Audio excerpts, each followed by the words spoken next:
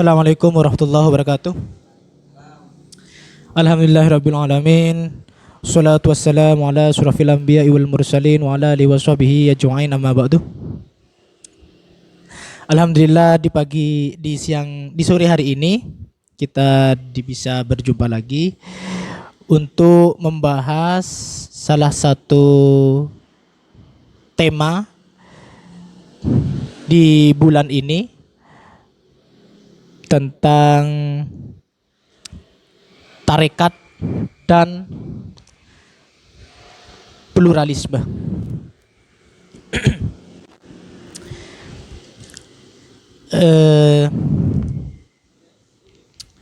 Sebenarnya dari sekian banyaknya tarekat yang ada di Indonesia dan di seluruh dunia nampaknya itu mengenal pemikiran-pemikiran dari pendahulunya, dari sanad, dari guru kemurjitannya. Selamat datang Lek Faruk. Oleh bro kemarin. Jadi setiap tarekat itu memiliki silsilah kemurjitan yang sama-sama memahami tentang konsep the unity, konsep diversitas.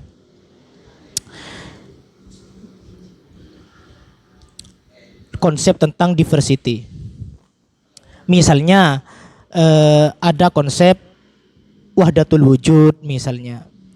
Konsep al-ittihad, tahalli dan tajalli, konsep insanul kamil dan lain sebagainya. Itu adalah pada intinya berbicara tentang konsep diversitas atau the unity, tentang konsep kesatuan. Nah, sebelum membahas itu perlu kita pahami bahwa tarekat itu adalah ordo sufisme yang menekankan pada aspek kebatinan tentang akhlak, tentang teologi dan sifat-sifat insaniyah.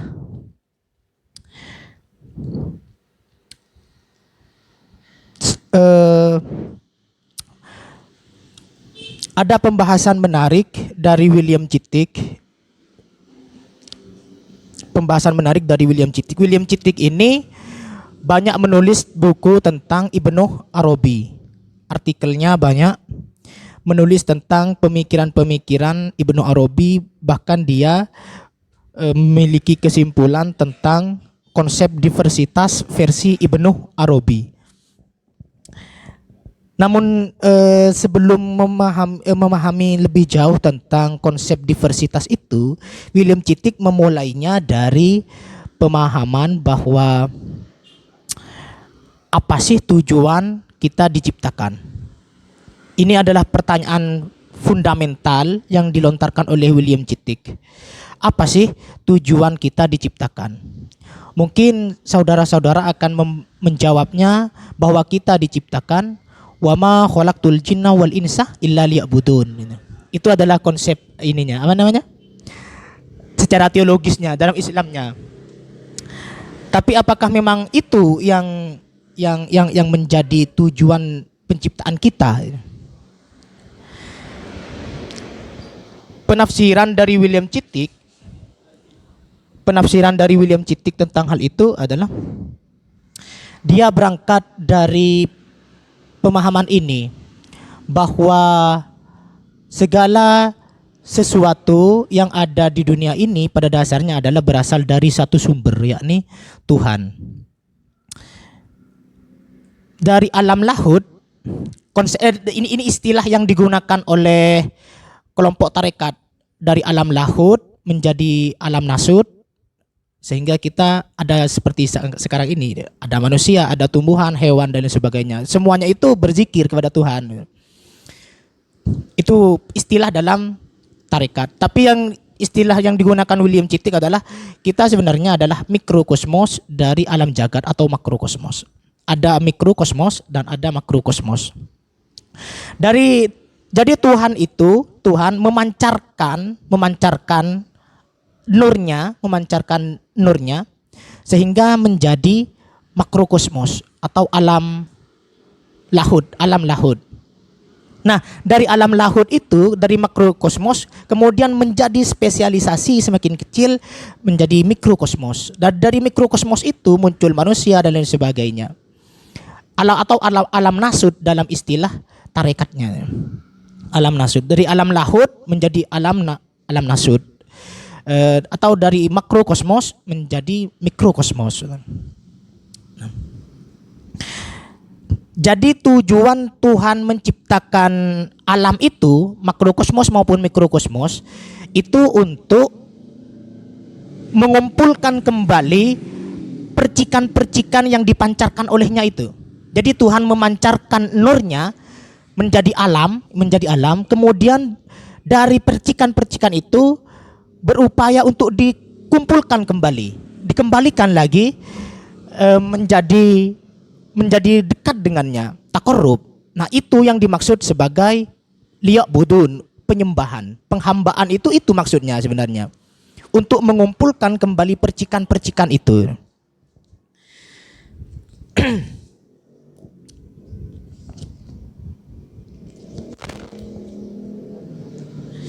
Jadi konsep tentang ubudiyah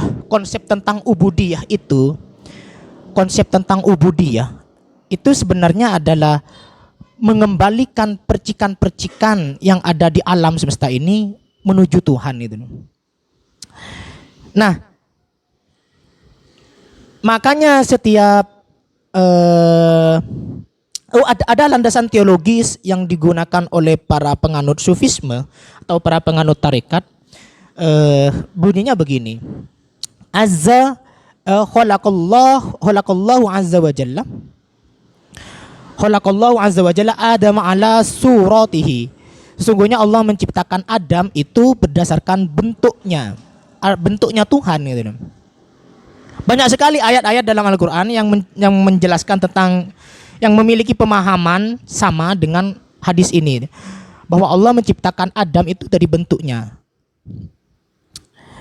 Jadi kita semua itu sebenarnya dalam pandangan sufisme, kita semua itu adalah penjelmaan atau manifestasi dari sifat-sifat atau nama-nama Allah yang sangat beragam, tak terbatas. Jadi nama Allah dan sifat-sifat Allah itu tidak terbatas berdasarkan hakikatnya. Eksistensinya itu tidak terbatas. Misalnya binatang itu juga menggambarkan manifestasi dari adanya Tuhan gitu. Tumbuhan itu juga menggambarkan eksistensi dari sekian banyak tumbuhan, jutaan tumbuhan mungkin, dan jutaan binatang, jenis binatang, dan setiap manusia itu menggambarkan tentang sifat dan asma-asma Tuhan. Nah, keberadaan sifat yang beragam itu kemudian dipahami sebagai sebuah satu kesatuan dalam tarekat, dalam sufisme maksudnya, dalam sufisme. Fa'ainama tuwallu fasammah wajhullah. Dimanapun kalian menghadap itu yang kalian adalah lihat Allah. Fa'ainama tuwallu fasammah wajhullah. Dimanapun kalian menghadap di situ adalah wajah Allah. Jadi kita melihat tumbuhan, kita melihat binatang, kita melihat sesama manusia, itu akan membawa perasaan kita kepada kesatuan wujud. Oh, ini adalah manifestasi dari Allah nih. Ada orang pemabuk misalnya, maka seorang sufi itu tidak akan pernah marah dengan adanya orang pemabuk. Seorang sufi juga tidak akan pernah marah ketika ada orang yang menyalahi nilai-nilai keumuman di masyarakat. Karena itu juga menunjukkan diversitas asma-asma itu. Itu juga menunjukkan, oh ini yang menggerakkan pasti Tuhan gitu. oh ini yang menggerakkan pasti atas izin Allah gitu. Karena segala sesuatu yang terjadi di alam semesta ini berupa eksistensi apapun itu adalah manifestasi dari sifat-sifat dan asma-asma Allah. Ada orang yang berperilaku sombong misalnya. Itu juga bagian dari manifestasi itu. Nah, kalah taruhan misalnya. Kalah taruhan bola misalnya. Nah, seorang sufi itu, makanya seorang sufi atau pengikut tarekat kebanyakan itu merasa cuek dengan persoalan-persoalan yang disebabkan kebanyakan orang.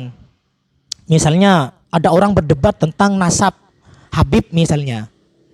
Berdebat tentang nasab Habib. Nah, orang-orang tarekat itu gak tertarik untuk ikut campur membahas itu gitu. Ya karena mereka melihat bahwa perdebatan semacam itu pasti digerakkan oleh sifat-sifat Allah gitu.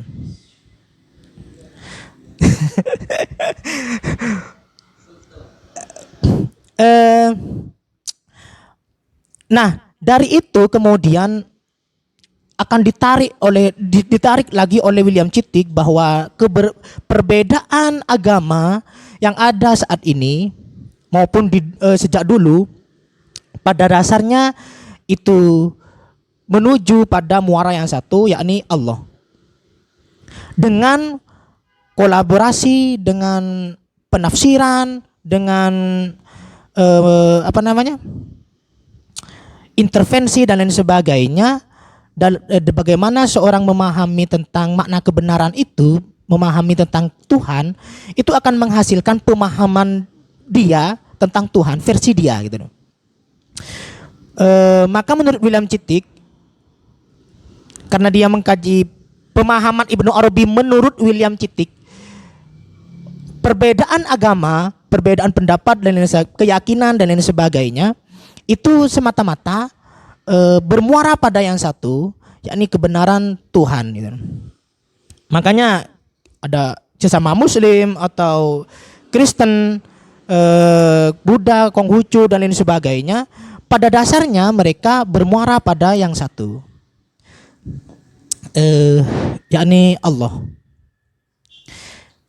Karena jika kita mengingkari diversitas ini, maka kita otomatis mengingkari keesaan Tuhan. Nah, sifat keesaan Tuhan itu yang menciptakan perbedaan-perbedaan itu. Jadi Esa itu, Qul huwallahu ahad, Allah Esa itu bukan bilangan. Bukan sekali lagi bukan bilangan, tapi itu adalah sifat Allah dalam menciptakan kesatuan. Jadi Allah sengaja menciptakan perbedaan dan dia juga yang menciptakan kesatuan untuk dirinya. Makanya menurut William Chittick, orang yang paling paham tentang pluralisme sebenarnya itu adalah para sufi-sufi itu, para sufisme. Karena tidak ada di antara sufisme yang pemahamannya bertolak tentang konsep diversitas ini. Tidak ada sufisme yang memiliki pemahaman tentang yang menolak tentang diversitas agama ini. Jadi Islam, Kristen dan lain sebagainya, agama-agama di dunia pada dasarnya adalah satu kesatuan menuju jalan kebenaran itu. Bahkan lebih frontal lagi, William Chittick itu menyatakan bahwa semua agama adalah benar. Itu menurut William Chittick. Tapi ini perlu beberapa koreksi untuk dalam beberapa ini perlu dikoreksi dalam beberapa kajian ini, dalam beberapa aspek. Tapi William Chittick menyatakan bahwa semua agama pada dasarnya adalah benar. Tapi benar menurut pemahaman masing-masing gitu. Nah, di sini ada dapat kita tarik bahwa ajaran-ajaran tentang wahdatul wujud, tentang ketarekatan, nilai-nilai, maksudnya nilai-nilai yang bersifat teologis dalam ketarikatan itu menuju pada satu muara, yakni kesatuan dengan Tuhan. Itu. Yang tarekat yang ada saat ini yang berupa amalan-amalan, zikir dan lain sebagainya itu adalah upaya untuk melatih perasaan, melatih emosi, melatih spiritualitas untuk memahami itu sebenarnya. Makanya tarekat itu zikirnya pasti kalau enggak la ilaha illallah ya menyebut asma Allah, Allah, Allah. Kalau bahkan satariyah itu sadiliyah hu gitu loh. Itu pada konsepnya adalah untuk memahami, untuk melatih pemahaman tentang konsep itu, gitu loh. Tentang konsep the unity, konsep kesatuan gitu. Mungkin itu yang dapat saya sampaikan. Tapi sebenarnya banyak konsep, banyak penjelasan yang disampaikan oleh William Cittick. Namun saya akan hanya fokus pada satu sub pembahasan tentang mikrokosmos dan makrokosmos. Bahwa kita sebenarnya jagat cilik, kita ada di dunia cilik untuk bisa masuk ke alam jagat, ke dunia jagat. Mungkin itu dari saya. Kemudian kita akan kembangkan dengan tanya jawab. Dipersilahkan. Terima kasih penjelasannya, Mas. Siapa tadi? Mas Torik. Mungkin saya mau sedikit minta penjelasan tambahan terkait posisi, ya. Sepemahaman saya di berbagai literatur itu ada semacam hierarki. Ketika seseorang mendalami tasawuf, maka dia harus berangkat dari tangga yang namanya syariat, ya.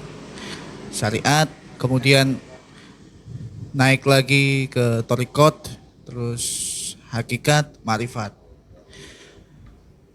Bagaimana komentar William Cittick ketika membahas tentang hierarki posisi itu?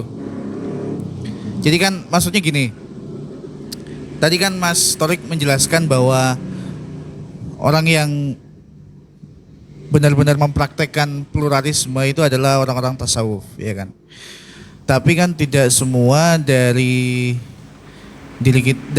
orang-orang tasawuf itu juga menerima gitu, punya wadah yang besar untuk menerima keanekaragaman itu. Tapi saya pengen fokus bagaimana pendapat William Cittick soal hierarki seorang salik, seorang yang mendalami ilmu tasawuf. Begitu, Mas. Terima kasih. Sejauh bacaan saya, William Cittick itu bahas tentang hierarkisitas dari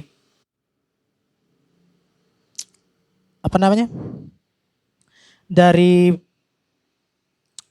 perilaku agama,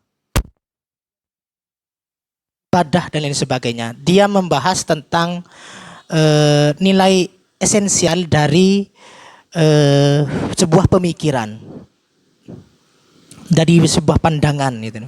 Pandangan keagamaan. Dia tidak membahas secara lebih jauh mendalam tentang perilaku keagamaannya. Maka saya, sejauh pemahaman saya, jadi saya tidak bisa menjawab apakah William Cittick membahas itu atau tidak. Sejauh pemahaman saya dari berbagai artikel yang beliau tulis, itu lebih banyak membahas tentang makna mahabbah, tentang makna tasawuf, tentang makhluk imajinal dan lain sebagainya. Itu yang dibahas William Cittick. Kemudian apa lagi? Oh, situ ya.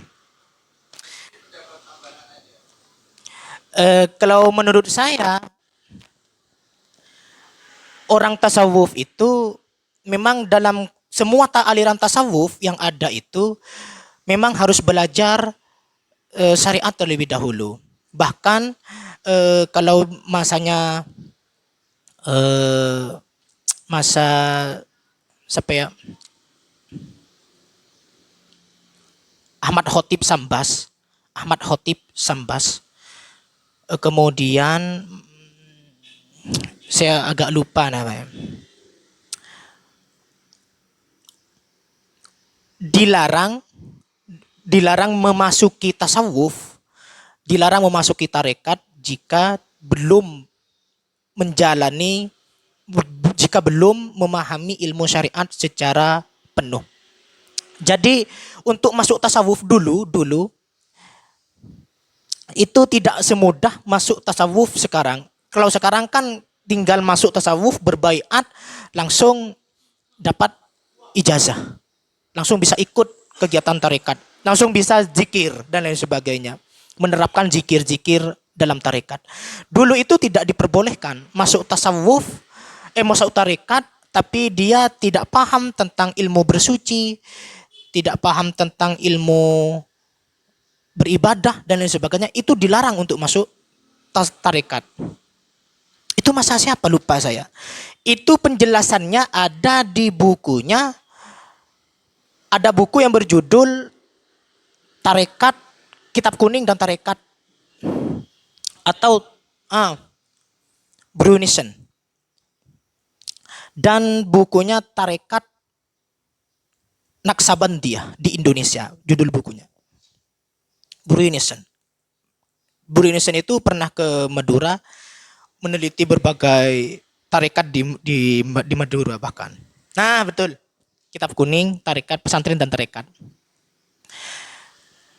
Jadi untuk masuk tarekat itu sekarang dalam beberapa penjelasan mursyid yang saya dapatkan, dalam beberapa penjelasan mursyid, sekarang itu tidak disyaratkan lagi untuk belajar fikih terlebih dahulu, tidak disyaratkan lagi. Asalkan dia berbaiat, masuk, ya sudah langsung ikut zikir. Padahal zikirnya itu dalam tarekat itu sangat filosofis. Dalam temuan saya itu sangat filosofis, memiliki makna yang sangat dalam aspek kerohanian. Mungkin makanya orang yang tidak paham, yang tidak belajar tentang ilmu fikih atau ilmu syariat, kemudian masuk tarekat, mungkin dia akan merasa tersesat sendiri dalam tarekat itu. Karena memang banyak hal dalam tarekat yang praktiknya itu tidak dapat dijelaskan secara dalil keumuman gitu loh. Misalnya dalam tarekat dilarang makan, ada tarekat yang melarang pengikutnya makan daging. Nah, juga dilarang minum dari air yang menggenang. Juga ada kebiasaan untuk tidur di tengah hutan misalnya. Ada itu tarekat yang mengamalkan itu. Nah, itu tidak bisa dijelaskan secara dalil keumuman itu apa itu tuh. Kecuali dia betul-betul memahami ilmu syariat terlebih dahulu. Saya rasa begitu. Oke. Mungkin pertanyaan saya tidak jauh berbeda dengan Mas yang tadi. Cuman yang saya ingin tanyakan sama-sama tentang peribadatan ya. Cuman saya pernah baca buku tentang agama-agama manusia itu. Di situ menjelaskan antara kesamaan agama Islam dengan Hindu kalau nggak salah ya. Konsep nirwana itu punya siapa? Hindu ya atau Buddha? Mana saya tahu. Ya intinya ada kesamaan Konsep antara surga, maksud konsep surga. bukan. Akhirat kan. Bukan. Jadi di dalam konsep nirvana dengan apa marifat di dalam Islam, cuman beda istilah. Cuman di situ dijelaskan bahwasanya marifat itu kan sudah apa ya? Tidak melaksanakan hal yang beribadatan gitu. Artinya kalau dalam di nirvana itu tinggal memasrahkan diri kepada sang Khalik gitu, sang penciptanya gitu. Jadi tidak, intinya melepas segala bentuk keduniawian gitu. Dan saya yang ingin tanyakan lagi yang kedua, sebenarnya kok kenapa siapa nama William Citik itu kenapa pakai istilah pluralisme gitu? Apakah soalnya gimana ya, rumit gitu. Saya nerimanya dari tadi itu nggak nyampe gitu. Soalnya kayak agama itu terserah individual mau ambil yang mana. Cuman kalau dari semuanya dari perbedaan itu menuju yang satu gitu. Kok bisa gitu? Ya itu saja sih sebenarnya. Setiap agama itu memiliki syariat sendiri, memiliki keyakinan sendiri, memiliki pemahaman alam akhirat, konsep moksa, konsep surga, neraka, konsep ketuhanan dan lain sebagainya. Mereka memiliki syariat sendiri. Nah, itu adalah wujud dari keragaman asma-asma Tuhan. Tuhan yang mengizinkan hal itu terjadi. Karena jika Tuhan ingin menjadikan semua umat ini menjadi satu pemuja, menjadi satu agama misalnya, sangat mampu Tuhan, tapi Tuhan itu tidak menghendaki hal itu. Tuhan menghendaki perbedaan-perbedaan yang menggambarkan, yang mewakilkan asma-asmanya gitu. Kita makanya tidak heran jika ada agama yang memiliki konsep surga yang mirip misalnya. Hampir semua kayaknya semua agama ya memiliki konsep surga, konsep neraka, konsep akhirat dan lain sebagainya. Semuanya agama kayaknya memiliki pemahaman itu gitu. Makanya dalam Al-Qur'an itu orang yang selamat itu yang beriman kepada Allah dan hari akhirat gitu. Ayat berapa ya, lupa saya. Yang selamat itu orang yang beriman kepada Allah dan yaumul akhir itu. Tidak ada konsep tentang kerasulan yang disebutkan dalam ayat itu. Yang penting beriman kepada Allah dan hari akhir itu selamat di sisi Allah. Nah, pemahaman tentang ketuhanan dan yaumul akhir itu beda-beda setiap agama itu. Tapi mirip. Satu tujuan, mereka itu berbeda-beda tapi satu tujuannya ya kepada pencipta alam ini gitu loh. Ada yang menyebutnya Sang Hyang, ada yang menyebutnya Bapa gitu loh. Ada yang menyebutnya Sang Buddha gitu. Ya intinya menuju pada kekuatan makrokosmos tadi. Menuju pada kekuatan makrokosmos. Bagaimanapun mengapa terjadi perbedaan syariat dan sebagainya? Ya karena itu adalah pemahaman mereka dalam menerima atau menafsirkan perintah Tuhannya gitu. Nah, tarekat, kalau orang-orang tarekat itu tidak ambil pusing dengan hal itu. Mereka bukan hanya tidak ambil pusing, tapi justru menerima keberadaan mereka sebagai sebuah entitas yang harus dihormati. Orang tarekat sangat paham tentang hal ini. Kemudian yang kedua, kenapa? Nah, William Cittick itu tidak menggunakan istilah pluralisme, tapi menggunakan istilah diversitas agama. Diversitas, diversitas itu maksudnya yang berbeda-beda, tapi dalam satu muara gitu loh. Itu diversitas.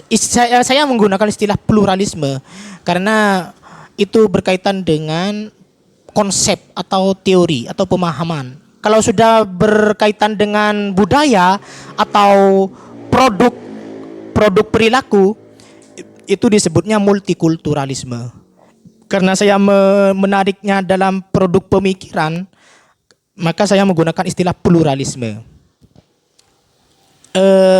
Mengapa semua agama adalah benar, kata William Cittick? Ya karena tidak ada patokan setiap manusia untuk menyalahkannya. Setiap perbedaan itu kan setiap benar atau salah itu harus ada patokan benar. Apa yang jadi patokan benar? Kalau orang Islam ya Al-Quran, ya sudah menjalankan dengan Al-Qurannya. Orang Kristen patokannya Injil, ya silakan menjalankan dengan keinjilannya. Maka semua agama benar menurut William Cittick itu karena pada dasarnya kita bermuara pada zat yang satu.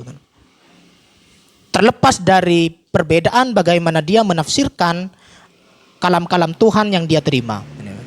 Bahkan orang Islam saja satu agama, tapi ketika mereka menerima kalam itu dari 100 orang maka akan ada 100 pendapat yang berbeda.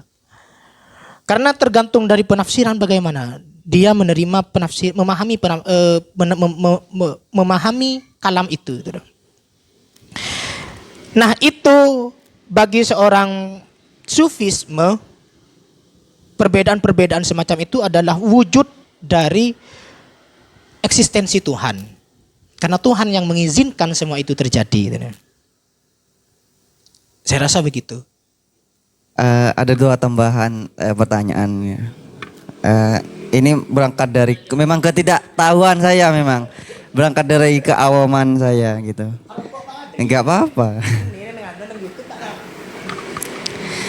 Sebenarnya tarekat itu dari mana sih munculnya gitu? Munculnya tarekat itu mulai sejak kapan gitu? Apakah dari masa sejak Rasulullah gitu? Kalau orang-orang salafus soleh gitu pasti menanyakan hal itu sampai ke dalil-dalilnya. Ya kayak gitu. Yang kedua, saya pernah nyimak dari penjelasan Guru Gembul gitu. Ada di channel YouTube. Kebetulan ada pembahasan tentang yang kemarin sempat viral itu wali-wali menjeduk, ya. Apakah ketika tingkatan seseorang, ketakwaan seseorang itu sudah ada tingkat puncak, apakah dia menjadi seorang yang kayak kalau orang Madura bilang elap atau gila gitu? Apakah sedemikian yang dimaksud dengan, karena orang-orang beranggapan yang dimaksud dengan orang yang sufi atau yang sudah ada di puncak katakanlah puncak dari marifat itu adalah wali-wali yang ya sudah hilang bodoh amat dengan dunia, dan kayak bukan cuman bodoh amat, cuma kayak gila sih. Mohon maaf ya. Cuman yang saya ketahui dari penjelasan beliau kayak gitu. Seharusnya kan kalau melihat dari sepak terjang dari Nabi Muhammad itu sendiri kan, Nabi Muhammad nggak sedemikian gitu. Justru Nabi Muhammad cerdas sekali gitu, tidak sampai hilang akal. Nah, tolong kepada pemateri yang mulia, saya minta tambahan. Mungkin ini sedikit keluar dari pembahasan kali ini sih. Ya. Mas yang mulia kan. Nah, pertama tentang sejarah tarekat. Saya jawab mumpung saya tahu gitu. Kalau saya nggak tahu, saya katakan tidak tahu aja gitu. Pertama tentang sejarah tarekat. Tarekat itu secara prototype benihnya itu sudah ada sejak zaman sahabat. Bahkan Rasulullah yang mengajarkan itu prototipe, secara prototipenya. Rasulullah itu mengajarkan zikir, mengajarkan amalan-amalan kepada sahabat, itu adalah bagian dari tarekat. Nah, setiap tarekat itu memiliki sanad kemursidan sampai kepada Rasulullah. Setiap tarekat Qadiriyah lewat jalur Sayyidina Abdul Qadir Al-Jailani. Naksabandiyah melalui jalur Syekh Bahauddin Naksabandi. Sadiliyah kepada Imam Asy-Syadili dan lain sebagainya. Jadi mereka semua itu jalurnya kepada Rasulullah nanti. Kalau Naksabandiyah jalurnya kepada Abu Bakar As-Siddiq. Itu jelas sekali. Maksudnya mereka mengklaim ajaran mereka yang mereka dapatkan hari ini itu memiliki sanad kepada Rasulullah. Jadi dari mana tarekat itu tersistematisasi? Kalau prototipenya ya dari masa sahabat, tapi dari secara tersistematisasi, secara formalnya itu dimulai dari para pendiri-pendirinya itu. Kalau tarekat Naksabandiyah ya pada masanya Bahauddin Naksabandi gitu. Kalau Qadiriyah kepada Syekh Abdul Qadir Jilani gitu. Itu latar sejarahnya tarekat. Seumpamanya ada yang apa lagi? Yang perpaduan antara tarekat Qadiriyah wa Naksabandiyah gitu. Yaitu kepada mursyidnya mereka gitu. Jadi mereka dan hanya di Indonesia yang ada tarekat Qadiriyah wa Naksabandiyah. Di dunia lain di negara lain enggak ada itu. Kalau di Indonesia ada perpaduan antara dua tarekat sekaligus itu. Nah, kemudian bagaimana dengan wali majdub dan lain sebagainya? Apakah orang yang mencapai ma'rifatullah itu harus berpenampilan majdub atau gila, gak waras gitu loh? Ya enggak, sebenarnya wali majdub itu karena mereka tidak mampu menahan panasnya zikir.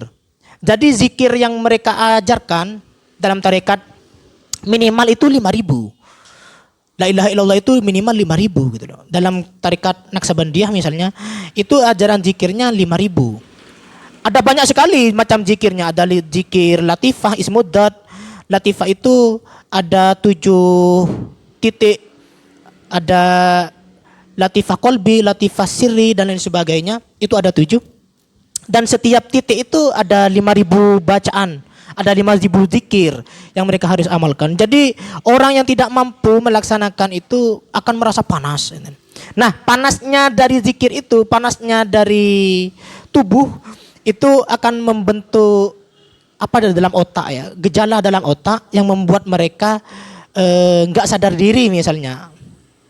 Tapi itu beberapa saat saja. Nah, orang yang majdub, betul-betul majdub, nggak waras itu kata mereka karena ditarik kewarasannya oleh Allah, karena dia dicintai oleh Allah sehingga dia ditarik kewarasannya oleh Allah menjadi orang yang tidak waras dalam pandangan kita gitu.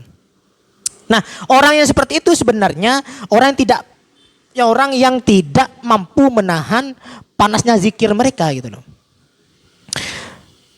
Dan itu ada di tingkatan paling rendah dalam tarekat. Wali majdub itu ada tingkatan paling rendah dalam tarekat.